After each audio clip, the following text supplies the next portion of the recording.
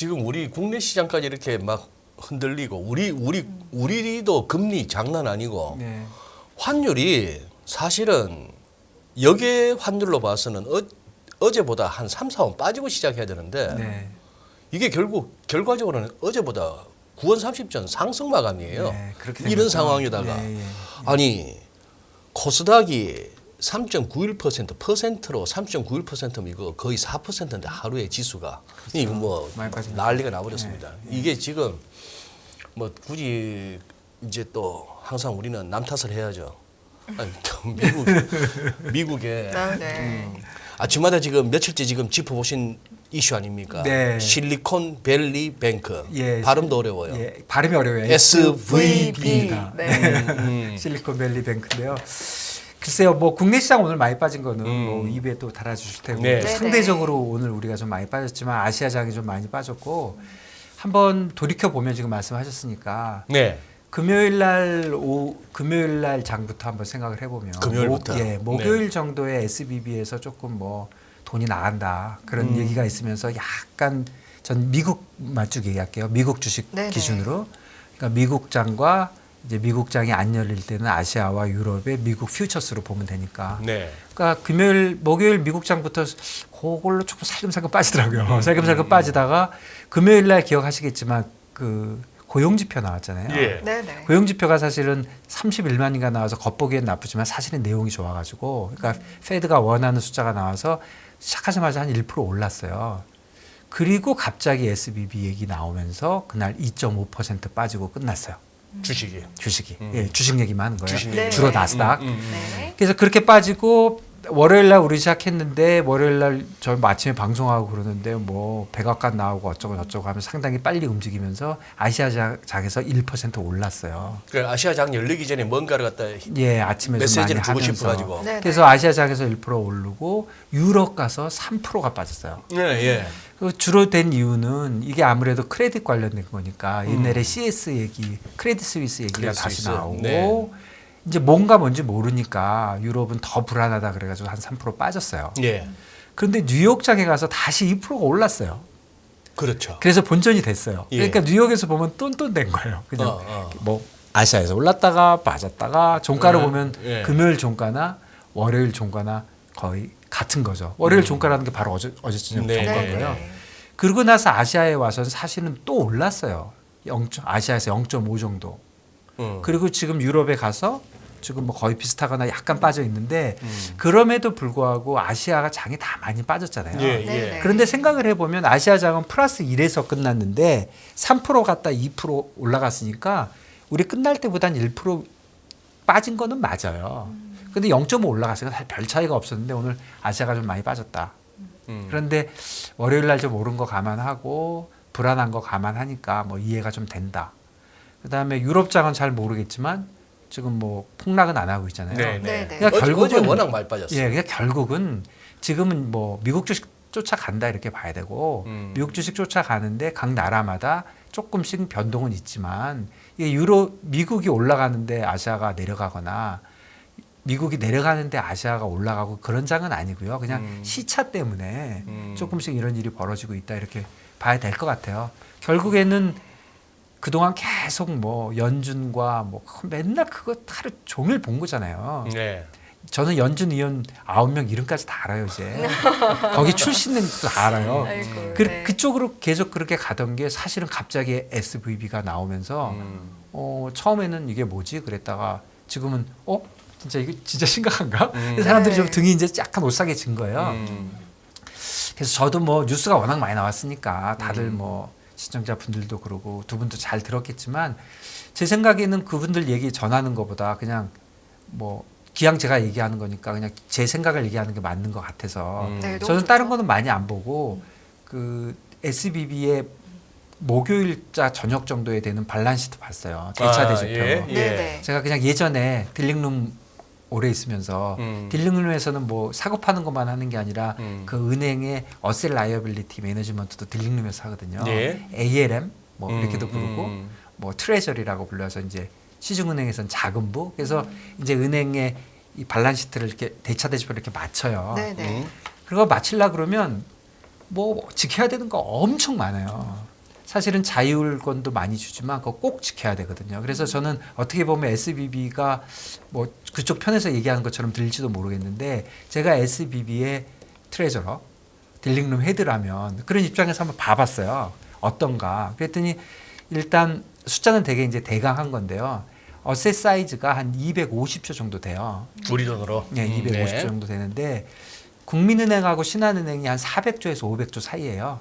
우리나라. 어셋이. 네, 네. 그러니까 거기에 한 절반 조금 넘는 정도. 넘는. 16이라고 하지만 미국에서 뭐 사이즈는 뭐 사실 뭐 250조도 작은 건 아니지만 한 네. 250조 정도 되는 되고 그 다음에 폭락하기 전에 시가총액이 한 20조 정도 됐어요. 예, 시총이. 예, 시총이 20조 정도 됐고 그리고 이제 그 문제가 됐던 자기네들이 조금 손해가 나서 그 유상증자를 하겠다고 한 금액이 2조였어요. 아, 예, 예. 2조를 한다고 이제 금요일날 했는데 자기네들은 2조를 한다고 그렇게 얘기했으면 자신 있어서 한 거예요, 사실은. 네. 근데 웬걸? 아무도 이제 안 들어온 거예요. 그러면서 이제 60%가 주가가 60%가 빠져서 20조짜리 뭐 25조짜리가 갑자기 뭐 10조짜리가 되고 그러다 결국 이제 뭐 36시간 만에 파산을 했잖아요. 예. 네. 이런 과정을 보면 그 이제 제가 발란스 시트를 봤더니 이게 어떻게 돼 있냐면 250조 중에 자산이 절반 이상이 US 트레저리예요. 미국 국채. 절반이. 진짜, 네, 진짜 그런 게 진짜 드물거든요. 네. 그리고 약 35%가 대출이에요. 그러니까 그 실리콘밸리 뱅크가 그 실리콘밸리에 있어요. 그 실리콘밸리 아시죠? 거기 샌프란시스코 있고 네네. 이렇게 베이 있는데 동그라미 이렇게 있는데 거기 이제 스타트업들 많이 들어 있는데 그 스타트업이란 말도 실리콘베이에서 만들었대요. 네, 그러니까 어쨌든 이 실리콘밸리 뱅크는 제가 오늘 스타트업 하는 친구 하나 만났는데 그 친구도 자기 미국 비즈니스 하는 거 구자가 실리콘밸리 뱅크에 있다 그러더라고요. 그러니까 굉장히 많이 쓰는 오래된 그 신망이 있다 그럴까? 그런 은행이에요. 네. 그래가지고 자산을 보면은 그런 식으로 돼 있는 거예요. 150%가 US 트레저리, 굉장히 드문 경우예요. US 트레저리로 다 있고 그리고 35%가 이제 대출, 그런 업체한테 대출, 그리고 나머지 15%도 안 되는 거는 뭐 이것저것 현금도 있고 뭐 이제 잡다한 게 있는 거예요. 예. 그리고 이제 부채 쪽은 75% 이상이 예금이에요. 엄청 단순해요. 그렇겠죠. 예금 있고 나머지 이제 뭐 25%는 뭐 자본금도 있고 뭣도 있고 복잡하게 있는데 그리고 파생 상품 한 개도 없어요. 몰라요. 나중에 나올지 모르겠는데 파생 상품 한 개도 네. 없어요. 너무나도 깨끗한 은행이죠. 어떻게 보면은 이렇게 은행하는 사람이 어디 있어요. 그러니까 예금이 더 훨씬 많은 거잖아요. 네. 예금이 지금 전체 250조 중에 75%고 US 트레저리가 50%니까 예금 받아서 25%만 대출해주고 50%를 미국 국채사 갖고 있는 은행이에요. 엄청나게 안정된 은행이죠. 그러니까 그러니까 그 대목에서 대표님 네. 한번 짚고는 가야 되는 네. 게 파생 쪽이 없더라 말씀하셨는데 네.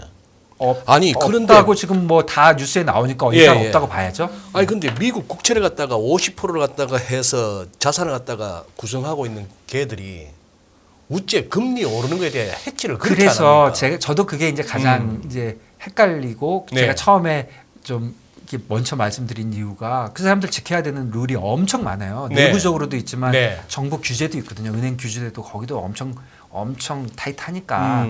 그러니까 이런 건 있어요. 일단 유동성 이제 리스크를 이제 세 개로 보면 예. 크레딧 리스크, 유동성, 이제 시장 리스크 이렇게 볼 수 있잖아요. 예. 뭐 무슨 뜻인지 뭐 쉬우니까 크레딧 리스크는 당연히 너무 좋은 거예요. US 트레저리만 갖고 있으니까. 그다음에 유동성 리스크도 US 트레저리는 은행 거 계산할 때 그냥 캐시하고 똑같아요. 뭐 바로 팔 수 있으니까 10년짜리 채권도 그냥 네. 캐시하고 똑같이 넣어줘요. 그걸 네. 갖고 있으면 유동성을 현금으로 갖고 있는 거하고 똑같이 써요. 예. 그러니까 원래 맞추는 것보다 훨씬 잘 맞춘 거예요. 예. 그런데 지금 이제 망했다고 하는 이유가 보면은 어셋에 미스매치를 해가지고 뭐 예금은 1년짜리를 받았고 10년짜리 롱텀에 사가 자산을 갖고 있어서 망한 거다 막 그렇게 험악하게 얘기하는데 네. 그 정도까지는 아닌데 어쨌든 US 트레저리를 조금 긴 거를 갖고 있었던 건 사실인 것 같아요. 예.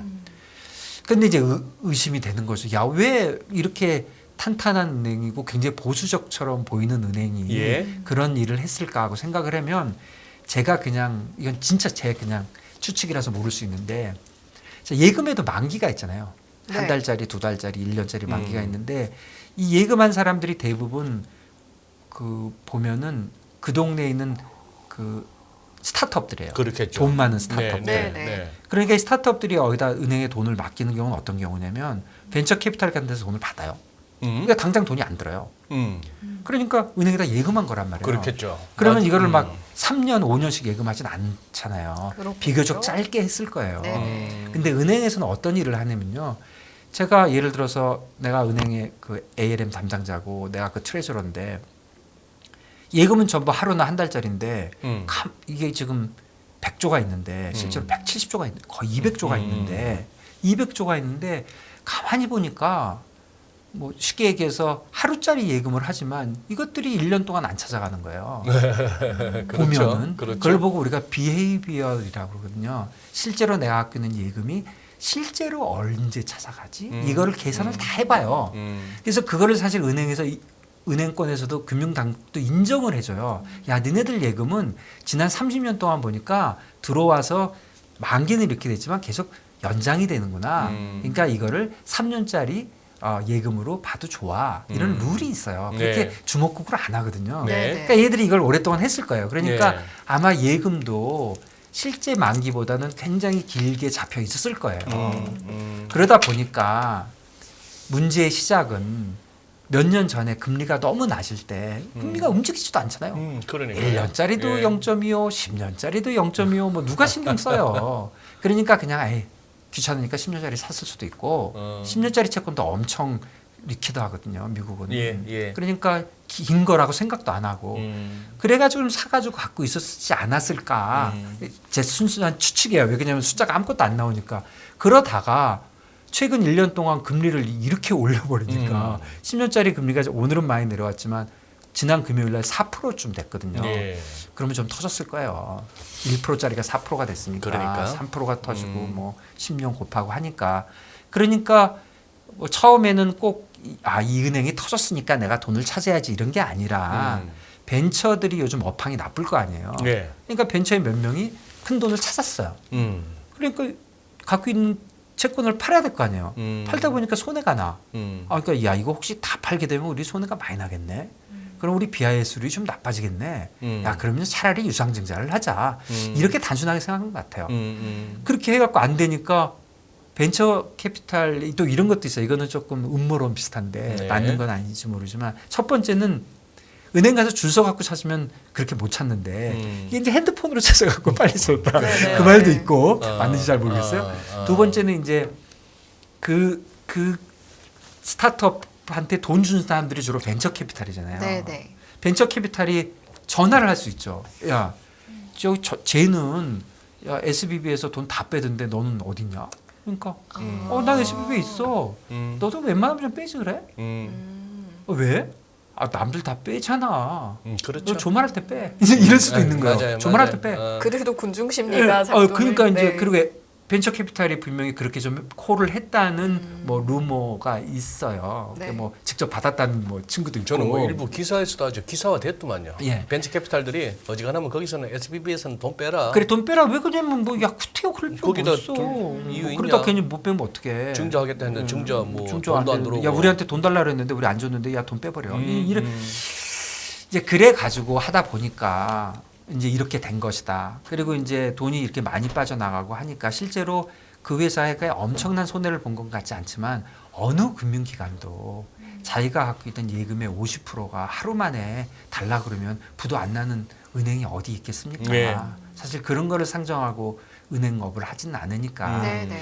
그래서 제가 볼 때는 요 자체로만 보니까 금융위기라고 보기에는 좀 허술하다 그럴까? 좀 그런 거고 금융위기라기보다는 이거는 벤처의 위기일 수는 있지만 그 스타트업의 위기일 수는 있지만 금융위기로 진화될 것 같지는 않고 또 네. 이런 거를 잘 아는 또 미국의 뭐 연준이라든가 뭐 재무부가 빨리빨리 움직인 거죠. 또 2008년에 또 험한 꼴 당하고 그랬으니까 네네네. 이번에 잘 정리를 해가지고 지금은 결국은 뭐예요?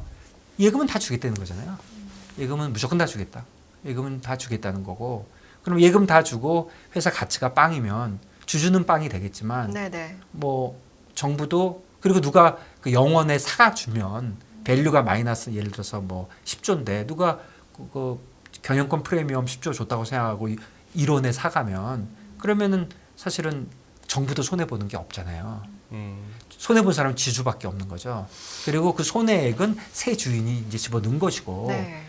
사실은 HSBC가 SVB의 유럽은 샀잖아요. 1파운드에. 1파운드에. 근데 그 똑같은 거죠. 사실 정확하게 얼마 로스인지는 모르겠지만 그런 식으로 되면 이제 모든 일이 해결되는 거예요. 그래서 요 자체만 보면 어느 정도 해결은 될 것이다. 이렇게 봐지지만 제가 너무 낙관적으로 얘기한 거고 사실은 모르죠. 그러면요. 그 뒷주머니에 네. 뭐가 있는지 뒷주머니 뭐가 있는지 있는지. 모르고 이제 별 얘기 다 나오는데 뭐 이 회사가 조금 뭐 이상한 짓 한 거 아니야?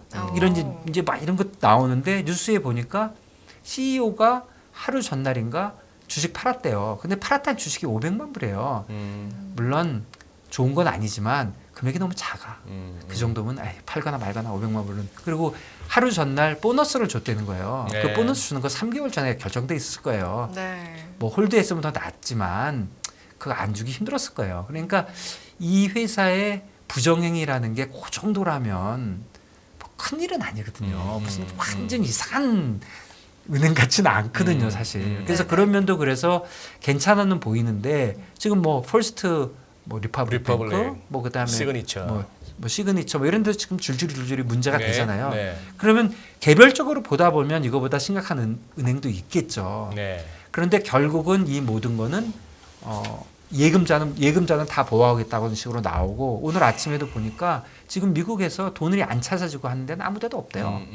그러니까 결국은 저는 이거는 어느 정도 막을 거라고 생각해요. 사이즈도 크지 않고.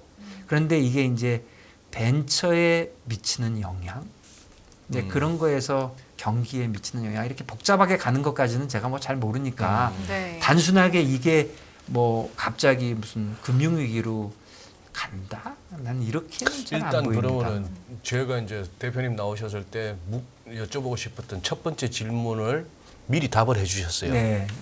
우리가 항상 굿모닝 인포맥스의 명앵커가 아닌 전 리만 브라더스의 한국 대표님 김준성님 이렇게 네. 얘기를 하면은 리만 하는 데서 우리 한국인들의 트라우마가 있어요. 네. 아시죠? 예. 아시는데 자 그러면 우리 대표님 예. 여기서 2008년 같은 그런 냄새는 안 나시죠? 제가 그렇지 않아도 리만이라고 돼 있어가지고 오늘 전화가 엄청 오더라고요. 아이고. 막 방송국에도 와요. 그래가지고 어떻게 생각하시냐고 나와서 얘기 좀 하라고 그래서 저는 인포맥스에 나갑니다. 그리고 제가 이게 나왔습니다. 그래요? 잘했죠. 잘하셨습니다. 뭐 감사할 것도 네. 없어요. 이게 제 저도 여기 다니니까. 아니 그러면 이렇게 한번 여쭤봐야겠다. 네. 그 당시 2008년 그 리만 계실 때 금융위기 당시에 네. 처음 이렇게 뭔가 좀 서프라임부터 시작해서 문제가 되고 시장 상황이 좀 끌적지근하게 가고 무슨 뭐 BNP 파리바가 네. 펀드 환매를 갖다가 그거 중단하고 이런 식으로 했을 때 그 당시에 이렇게 느낌이 왔습니까?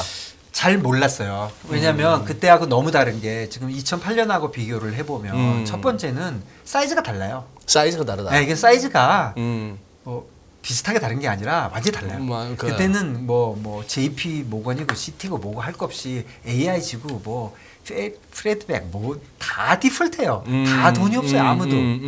그게 어셋에서 큰 문제가 생긴 거거든요. 그 이제 부동산 어셋이 문제가 됐기 때문에 모든 금융기관이 다 돈이 없는 상황이고 이거는 사실 어떻게 보면 SVV만 보면 제가 장시간 설명했지만 자산 쪽에서 문제가 있는 게 아니라 부채 쪽에서의 약간의 문제가 있는 거잖아요. 네네. 자산은 아무 문제가 없어요. 자산 US 트레저리 갖고 있는데 무슨 문제가 있어요. 그리고 론도 지금 가만 아직 모르겠지만 큰 얘기가 별로 없으니까.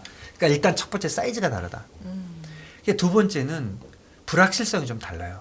그때는 데리버티브가 하도 엮여 있어가지고 누가 얼마나 터졌는지를 파악이 안 되는. 정부도 몰랐고 정부도 몰라. 나도 몰랐고 리만도 하루에 거의 10억 불 이상 캐시로 준비를 해도 뭐 엄청나게 없어지니까 주말에 캐시를 뭐 10억 불, 20억 불씩 준비해도 그게 다 없어지는 상황이 벌어지고 하니까 그리고 이 사태는 무조건 정부가 막아주지 않으면 이건 안 된다고 다 믿고 있었어요. 네. 그러니까 시티은행 JP 막으면 어떡할 거예요. 나라가 망할 텐데. 그러니까 무조건 막아줄 것이다고 믿고 다만 아이비들 중에 미운 털 박힌 애는 몇 명 날아갈지도 몰라. 이렇게는 생각했는데 네. 그 미운 털 박힌 게 제가 다니는 리만일지는 몰랐어요. 아, 네. 네.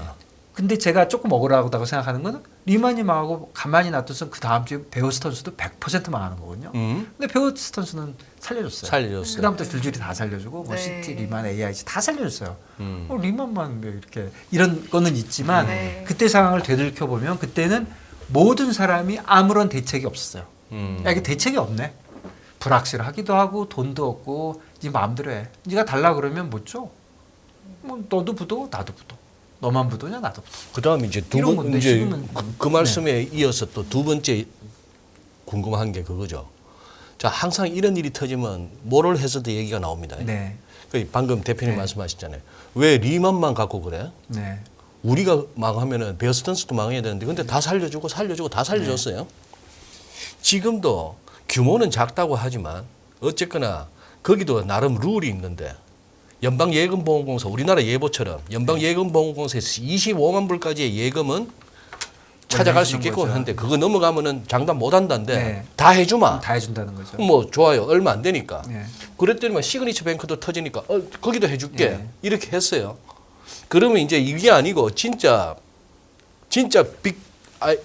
대형 아이비들 쪽에서도 이런 상황이 생기면 안 해줄 수가 있겠습니까? 그렇죠. 그런 거를 걱정하는 거죠. 지금 시장이 걱정하는 게 바로 그겁니다. 네. 이게 이런 일이 벌어지면 사람이 불안 심리가 발동을 하잖아요. 네. 그러니까 뭐 아침에 뉴스 보니까 조금 정리되기 전에는 진짜 옛날 얘기 다 나오더라고요. 옛날 얘기. 도드 프랭크 좀 도드 기억나시죠? 프랭크법. 도드 프랭크 법을 뭐 완화해서 그런 얘기를 했다는 뉴스가 한 번 있었어요. 아침에 제가 잠깐만요. 보니까. 대표님, 그것도 좀 글래스 스티글법을 그거는 스티글법을 리만 때 나온 얘기고요. 둘 다 비슷한 법이거든요. 도드 프랭크법은 도드 프랭크법은 그 은행에 트레이딩하는 거를 그 2008년에 문제가 되니까 볼코를 같이 해가지고 조금 제한한 법이고 그 스티글 법은 상업은행과 투자은행의 걸 분리하는 법이고요. 근데 어쨌든 둘 다 성격은 비슷하죠. 성격은 네. 이제 좀 비슷하지만 그 리만이 망할 때 스티브 그것 때문에 발음도 안 돼요. 그 법 때문에 망했다는 건 제가 보기에 거의 틀린 말이었거든요. 그러니까 그냥 손가락질 하는 거였어요. 근데 아침에 도드 프랭크 나오길래 야 이게 2008년하고 똑같네. 사람들 말도 안 되는 소리 하기 시작하고 말도 안 되는. 그다음에 이제 뭐 여기에 내부자 정보 없나 그런 거 보고 뭐 이제 보너스 줬다가 욕하고 근데 그런 소리가 좀 들어갔잖아요. 네. 찾아보니까 별게 없는 거예요.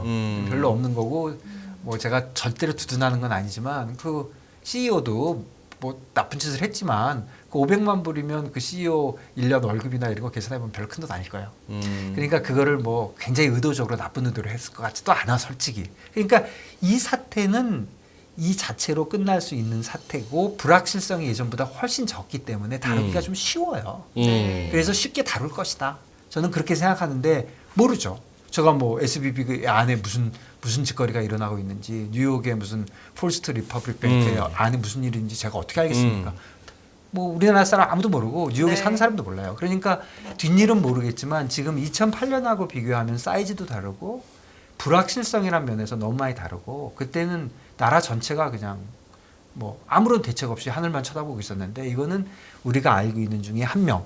근데 미국이 이렇게 조금 반응을 많이 하는 이유는 미국이 자랑하는 게 스타트업이잖아요. 이거를 망가뜨릴까봐 걱정을 좀 하는 게 아닌가. 네. 저는 굉장히 긍정적으로 보면 그렇게 봅니다. 지금 제가 말씀드린 건 사실은 시청자분들도 디스카운트 했어요. 제가 90% 지금 좋게 얘기하는 거예요. 네. 제가 나쁘게 얘기하는 쪽도 뭐 얼마든지 할 수 있지만 일단 뭐 좋은 쪽으로 한번 얘기를 해보면 네. 이렇게 본다면 시장이 좀 긍정적으로 보고 있는 거 아닌가. 그러니까 사실 저는 뭐 시장이 항상 제일 무조건 맞는다고 항상 생각하는 스타일이니까 미국 뭐 퓨처스가 안 떨어지고 있으니까 그렇지만 이제 들어가 봐야 돼요. 미국 사람들 내일 아침에 일어나가지고 이제 네네. 봐야 되긴 하지만 네. 뭐 어쨌든 지금은 이 사태는 그 스타트업한테는 굉장히 긴 괴로움을 줄지는 모르지만 금융 산업은 쉽게 그렇게 어렵지 않게 극복할 수 있을 것 같다. 전 그렇게 좀 오케이. 생각합니다. 실제로 이제 저도 뉴스를 하다 보면 네. 여러 가지 내용을 많이 다루게 네. 되고 그 중에 이제 이번 SVB와 리먼을 비교하는 네. 걸 굉장히 네. 많이 보게 네. 됐었는데 네. 지금 대표님의 의견을 들어보면 일단 상황이 좀 다른데 첫째로 사이즈가 다르고 아니, 사이즈가 워낙 달라요. 네, 그리고 둘째로 불확실성이 이 다른 다르고. 거다라는 예, 말씀을 예, 해주셨고 예, 예. 또 스타트업은 모르겠는데 일단 금융산업 전반에는 크게 영향을 네. 미치지 않을 것 같고 예, 그리고 네. 사실 돈들이 많잖아요. 아직 지금. 많죠. 돈이 많이 풀려 있고 음. 그리고 사실 돈이 워낙 많이 풀려 있고 또 작년에 은행 장사 잘 된다고 은행한테 돈 많이 걷어야 된다고 지금 그러고 있는 판이잖아요. 그러니까 조금 분위기는 그때하고는 다르다. 그렇다면 사실은 우리가 양면을 봐야지 않겠습니까, 네, 네, 대표님? 네. 이제 네. 긍정적으로 좀 풀어본다면 네. 그런 방향이 될 수 네. 있을 것 같다. 네. 금융산업 전반에 그렇게 큰 영향을 네. 주지 않을 수 있을 것 같다라고 네. 해주셨으니 네. 우리가 좀 대비하는 마음으로 조금 약간 어두운 사이드를 저희가 좀 저는 본다면, 어두운 네. 사이드로 제일 보고 싶은 거는 제가 걱정이 되는 거는 SBB가 나오기 전에도 제가 조금 계속 마켓에서 좀 신기하게 생각한 거는 금년에 보면은 금리가 금리 최근에 난리친 거 잊어버리고요. 3일 동안 난리친 거 잊어버리고 아, 최근 3일 동안에 3일은 일단 딱 잊어버리면 네. 금년 1월 1일에 2년짜리 금리가 4.4%였어요. 그게 쭉 내려가고 4%까지 내려갔어요. 네. 2월달 FOMC까지 네. 갈 때 4가 4.5가 이렇게 돼갖고 2월 FOMC 끝난 다음에 이게 쭉 올라가서 5.07까지 갔어요. 2년물. 예, 3일 전에 2.07까지 갔을 때 그러니까 요렇게 내려왔다 여기를 지나 1억일 간 거예요. 보통 반대로 갔잖아요. 1월달에 나스닥이 이렇게 올랐어요. 9%인가 10%인가 올랐어요. 그 2월달에 이제 얘 올라갈 때 내려와가지고 사실대로 똑같이 가면 여기까지 내려와야 되거든요. 근데 여기서 여기는커녕 찍 하고 안 움직였다고요. 사실은 주식이 엄청 버틴다고 얘기해요. 잘 버텼죠. 엄청 버틴다고 얘기했고 나쁘게 얘기한 사람은 야, 저 주식한 사람 정신 나간 사람들이야. 저러다가 이제 죽을 거야. 뭐 그리고 난리를 쳤지만 또 이렇게 얘기한 사람도 있었어요. 야, 금리 빠지면 금리 오르면 주식 내린다고 맨날 주장하던 사람들 안 빠지니까 할 말 없으니까 저러는 거야. 저는 좀 그렇게 얘기했어요. 어쨌든 시장이 거기 있었던 거거든요. 그러니까 그때를 3일 전만 돌이켜 생각을 해보면 그러니까 워킹데이로 3일이니까 5일 전만 생각해 보면 야 금리와 주식을 볼 때 금리 시장은 그냥 인플레이션이 문제가 되고 특히 2년짜리는 뭐 연준이 뭐만 바꾸면 그냥 끝나는 거잖아요. 그 자체가 가격이니까. 그런데 주식 시장 하는 사람들은 야 인플레이션만 생각할 게 아닌데 경기를 봐야지.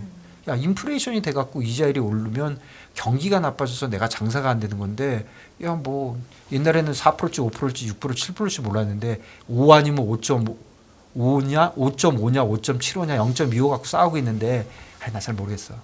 경기만 좋으면 난 괜찮을 거야. 그랬는데 사실 1월 달에 경기 지표들이 약간 오르게 나오지 않았나요? 미국이 마이너스에서 플러스로 가고 유럽도 좋아지고 그러니까 야 난 경기만 볼 거야. 그러니까 골디락스? 뭐 그런 얘기하고 잘 찾아가고 있었잖아요. 그러니까 그때 저는 어떻게 생각하냐면 야 경기를 보고 있네. 그런데 목요일 날인가 거꾸로 이제 금리가 오르고 주식이 빠졌어요. 금요일 날 이 SBB 나오면서 네. 그때 제가 느낀 게 야 주식하는 사람 경기 보는 거 맞아. 이거 금리가 이렇게 됐는데 또 반대로 간다는 거는 이게 SBB 때문에 혹시 경기 나빠질까 봐 걱정하는 거야. 그런 생각이 들더라고요. 근데 그다음에 이제 왕창 빠질 때는 이제 크라이시스 얘기가 나오는 거지. 뭐 그 정도의 수준은 아닌데 어쨌든 저는 생각에 지금 시장이 주식은 굉장히 이자율보다는 그렇지 않아도 경기를 보고 있었어요. 그런데 이런 일이 벌어지니까 지금 미국 국채 금리가 완전히 지금 엉망진창이 됐거든요. 예. 이 된 이유를 보면 이거 제가 좀 개그 같은 게 됩니까? 오늘 저희가 선호하는 장도 많이 빠졌는데 괜찮습니다. 장도 많이 빠졌는데 개그하면 안 되는데 이럴 때일수록 힘을 네. 내야죠. 네. 그 더 글로리 보셨어요? 저 맞습니다. 네. 거기 보면 그 나쁜 쪽 그 나쁜 네네, 주인공 나쁜- 이름이 연진이잖아요. 그쵸, 연진이. 그쵸. 네. 근데 우리 연준이가 연준이잖아요. 아, 맞죠. 그래서 내가 비슷하네요. 연준한테 할 말이 있어요. 네. 연준아 이렇게 하니까 좋냐? 이렇게 망가뜨리니까 좋냐? 이젠 행복하냐? 나 그 말 하고 싶어요. 개그로. 이게 지금 심리가 좀 있는 거예요. 너네들 그렇게 올려가지고 부러뜨릴 때까지 올린다고 대놓고 얘기하다가 하나 부러뜨려지니까 이제 속이 시원하냐? 나쁜 놈들아? 가로치고 가로 닫고? 이런 심리가 있기 때문에 연준에 있는 사람들이 요번에 3월이나 5월이나 가서 이제 함부로 그런 소리 못 할 것이다. 뭐 몇 명은 항상 세게 얘기했잖아요. 난 딴 거 몰라. 난 인플레이션 잡는 게 나의 일이야. 뭐 이렇게 얘기했는데 이제 그런 얘기했다가 그 벤처에서 돈 없어지거나 예금은 다 받는다고 하지만 손해 본 사람이 분명히 있으니까 그 사람들이 가만히 있겠습니까? 그러니까 이제 말 조심해야 되는 타임이거든요. 그리고 사실 연준이 너무한 면이 좀 있었고 저도 포함해서 많은 사람이 금년의 유일한 미국의 리스크는 연준이 오버로 긴축하는 것이다. 그렇게 하는 사람도 있었잖아요. 과잉 긴축이? 네, 과잉 긴축이 가장 큰 리스크다. 근데 그 사람들 말이 지금 맞는 것처럼 보이는 거잖아요. 그러니까 결국은 진짜 그렇게 얘기하고 싶어요. 저도 연준아 이제 행복하냐? 한 명 망가뜨려 놓고 나니까 마음이 편하냐? 지금 그런 분위기가 있거든요. 그래서 그런 것과 경기 침체된 거에 의해서 2년짜리 금리가 뭐 아시다시피 5.07이었던 게요. 36시간 만에 3.97이 됐어요. 네, 예. 그러더니 제가 잠깐 집에 가서 낮잠을 자고 오니까 4.25가 됐어요. 지금 보니까. 네, 네. 그러니까 아침에 봤던 것보다도 지금 미국이 열리지도 않고 있는 시장에 30bp가 올랐어요. 2년짜리 금리가 30bp가 오른다는 거는 연준이 25bp 이상 올려가지고 2년 동안 계속 한다는 거를 의미하는 거잖아요. 그러니까 사실은 2년짜리가 25bp 움직이는 건 엄청 움직인 거고 저는 사실 하루에 60bp 빠진 거는 본 적이 없는 것 같아요. 네. 아마 님한테 그렇게 빠질지 모르겠는데 그래서 지금 이렇게 기왕 됐으니까 네. 한번 그러니까 연준은 지금 어떻게 생각하는지 알 수도 없고 그리고 연준은 운도 좋아요. 오늘부터 블랙아웃인가요? 그렇죠. 블랙아웃 네. 아니었으면 지금 한마디 해야 되거든요. 네, 네, 네. 지금 한마디 했다는 욕 진짜 뒤지게 먹을 거거든요. 그런데 지금 얘기 안 해도 되니까 지금 집에 가서 숨어 있지만 3월 22일 날 나왔을 때 말 함부로 못 할 것이다. 잘 못 올릴 것이다. 그래가지고 사실은 3일 전에 목요일 날 우리 연준 3월 FOMC 계속 얘기하면서 25bp냐 50bp냐 할 때 50bp가 80%였어요. 그랬죠. 시장에 예. 기억나십니까? 네, 25bp가 20이었어요. 예. 오늘 아침에 보니까 50bp는 아예 없어요. 사라졌죠. 지금 이건 아예 없어요. 지금 저 화면에 예. 적어죠. 예. 예. 아예 없고, CME 워치. 예. 예. 아예 없고 25하고 동결만 있는데 이것도 아침 그림하고 지금 너무 달라요. 이거 한번 띄워줄 수 네네. 있습니까? 요거 저번에 한번 얘기했지만 보기 되게 쉬운 거거든요. 여기 날짜 쭉 있는데 여기 3월이에요. 예. 네. 3월이 지금 요게 5예요. 4.75에서 5. 지금이 4.75잖아요. 그러니까 3월 끝나고 나면은 4.75에 가만히 있을 확률이 25%. 그다음에 25bp 올릴 확률이 75% 그러니까. 이렇게 나온 거예요. 네. 요거 아침에는요. 이거 반대였어요. 음. 비슷했어요. 그런데 지금 불과 1시간 사이에 이렇게 변한 거고요. 근데 제가 언뜻 보면 재밌을 것 같은 게 자 그러면 아무래도 그래도 이번 달엔 좀 올릴 확률이 많은 거예요. 그 다음 달 거 볼게요. 5월 달 거. 5월 달까. 네. 5월 달 거 보면은 지금 5.25가 그림이 진짜 1시간 전하고 또 달라졌네요. 5.25가 좀 더 많으니까 5.25가 되려면 25씩 두 번 올려야 되잖아요. 네. 그러니까 3월에도 올리고 3월에도 올리고 5월에도 올리는 거예요. 그러면 그렇게 될 확률이 아직도 더 많아 보이는 거예요. 제일 오른쪽 막대기. 예. 그런데 요 뒤쪽으로는 별로 없잖아요. 네. 앞쪽으로만 하니까 그거보다는 지금 적다는 거예요. 그러니까 앞으로 두 번 중에 한 번은 올리고 한 번 올릴 가능성이 반반이야. 이렇게 보면 제일 지금 맞게 보는 거예요. 네. 그렇죠? 네. 그 정도 보이고 그 다음부터 저는 분명히 재밌을 거라고 생각해요. 자, 6월 달은 보세요. 지금 이 차이를 보이세요? 이게 지금 가운데 게 5고 그 다음 게 5.25거든요. 네. 네네. 근데 6월은 한 달 뒤에요. 그런데 지금 이 오른쪽 게 5예요. 그러니까 평균적으로 5가 좀 안 된다고 보는 거예요. 그러니. 한 달 전에는 5.25가 조금 안 됐거든요. 이거는 5가 좀 안 돼요. 무슨 말이에요? 그 한 달 사이에 25p 뺐다는 소리예요. 지금 시장 그렇게 보는 거예요. 25p 뺀다고 보는 거고요. 그 다음부터 줄줄이 사탕 25p씩 빼가지고 연말에 가면은 4.5가 된다는 거죠. 저게 지금 시장에서 예, 시장의 예측이죠. 그러니까 예측이고. 지금보다 25bp가 낮은 거예요. 그러니까 지금 예상은 되게 많이 올리면 두 번을 올릴 것이다. 그러면 5.25가 되죠. 근데 그럴 네. 가능성 별로 안 보고 지금 5하고 5.25 사이. 그러니까 최종금리 우리 맨날 맞추려고 그렇게 노력하던 최종금리가 6% 넘던 애가 딱 3일 만에 5.15 정도까지 내려왔고 그리고 연말 금리는 거기서부터 얼마를 가는 건 난 모르겠는데 연말에 가면 지금보다 25bp 낮을 거야. 이렇게 보고 있는 거예요. 더 낮게 보는 거예요. 사실은 요게 4.5인데 위보다 아래가 많기 때문에 더 많이 냈을 예, 거라고 예. 보는 거고 기한 끝냈으니까 요게 내년 말이거든요. 요거 얼마라고 생각하세요? 내년 저는 말? 언뜻 계산하면은 예. 글쎄 3% 밑에일 것 같아요. 왜냐면 한- 2년짜리가 4니까 계산을 해보면 한번 찍어보시죠. 한번 찍어볼까요? 예. 이거 봐요. 뭐야? 2.75잖아요.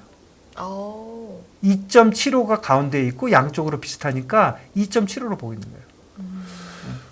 그러니까 2년짜리 금리가 4.25가 맞는 거죠. 왜 그러냐면 지금이 4.75니까 결국 4년 내내 평균으로 맞추려면 이때 가면 이렇게 내려가야겠죠. 그러니까 근데 이 커브가 지금 너무 빨리 변하고 있기 때문에 네. 이것만 보시면 안 되지만 오늘 저녁에 이제 몇 시간 있으면 CPI 나오잖아요. 네. 네. CPI 나오면 뭔가 어떻게 될지 모르고 SBB가 알고 봤더니 제가 조금 전에 설명한 거 다 틀렸어. 김준성 말도 안 되는 옛날 애뉴얼 리포트 보고 헛소리 했어. 이래가지고 SBB 진짜 나쁜 놈이야. 이러고 하면 어떻게 될지 모르고 알고 봤더니 SBB 진짜 괜찮고 나머지들 다 아무 문제 없어. 이러면 또 어떻게 될지 모르겠고 어쨌든 2년짜리 금리가 24시간에 60pp를 빠졌다가 35pp가 오르면은요. 개판된 겁니다. 지금 개판인 네, 거고 이거 개판된 뭘 겁니다. 알고 트레이딩 한다고 볼 수 없는 거죠. 개판된 거고. 네. 근데 이제 이 시장은 굉장히 많은 사람이 들어가 있기 때문에 그래도 시장의 밸류라고 봐야 될 것 같고요. 나름대로. 그런데 이제 주식 시장은 이거에 비하면 지금 오늘 주식시장 우리나라 주식이 특별히 많이 빠졌기 때문에 좀 그렇지만 제가 큰 그림으로 보면 사실은 제가 위안을 드리려고 하는 말인데 주식시장 진짜 잘 버티고 있는 거예요. 그리고 결국 요번의 움직임은 한국의 아주 특별한 움직임보다는 미국장을 따라가는 거기 때문에 과도하게 빠지면 그 다음날 캐치업할 거라고 저는 생각해요. 왜냐하면 우리나라에 특별한 이슈가 24시간 전에 뭐가 있었나요? 별로 없었다면 그냥 외국인이 움직인 것 뿐이라면 아유 외국인 그렇게 움직이는 게 뭐 하루 이틀도 아닌데 지난 36시간 내에 한국에서 엄청나게 나쁜 일이 있었다는 게 아니라면 한국이 특별히 남들보다 2% 이상 더 빠질 이유는 없거든요. 예. 그냥 시차가 좀 있을 거고 약간 수급이 꼬인 것 뿐이니까 조금 미국 시장을 따라갈 것이다. 저는 그렇게는 좀 봐집니다. 알겠습니다. 금융투자로 돈 벌기 쉽지 않으시죠? 그런데 불가능한 것도 아니죠. 글로벌 IB 트레이더의 눈으로 본 더 넓은 금융의 세계, 그들의 투자의 기술 정말 궁금하지 않으십니까? 여러분들을 응원합니다.